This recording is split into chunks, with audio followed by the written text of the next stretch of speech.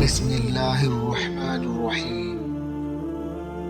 মুমিনদের মধ্যে যারা মুক্ত হস্তে দান করে, তাদেরকে যারা দোষারোপ করে আর সীমাহীন কষ্টে দানকারীকে যারা বিদ্রুপ করে, আল্লাহ তাদেরকে জবাবে বিদ্রুপ করেন আর তাদের জন্য রয়েছে ভয়াবহ শাস্তি।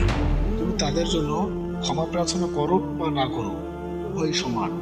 তুমি তাদের জন্য 70 বার ক্ষমা প্রার্থনা করলেও আল্লাহ কখনোই তাদের ক্ষমা করবেন না। এটা এই জন্য যে তারা আল্লাহ ও তার রাসূলের সাথে কুফরি করেছে, আর আল্লাহ ফাঁসিক লোকদেরকে সঠিক পথ প্রদর্শন করেন না। তাবুক অভিযানে যারা পিছনে থেকে গিয়েছিল, তারা রাসূলের বিরোধিতায় বসে থাকতে আনন্দ প্রকাশ করেছিল, আর তাদের ধন সম্পদ ও জান দিয়ে আল্লাহর পথে জিহাদ করতে তারা অপছন্দ করেছিল। তারা বলেছিল, গরমের মধ্যে অভিযানে বেরিয়েও না, বলো জাহান্নামের আগুনই তাতে প্রচন্ডতম।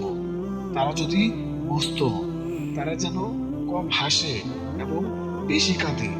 তারা যে পাপ কামাই করেছে তার ফলস্বরূপ।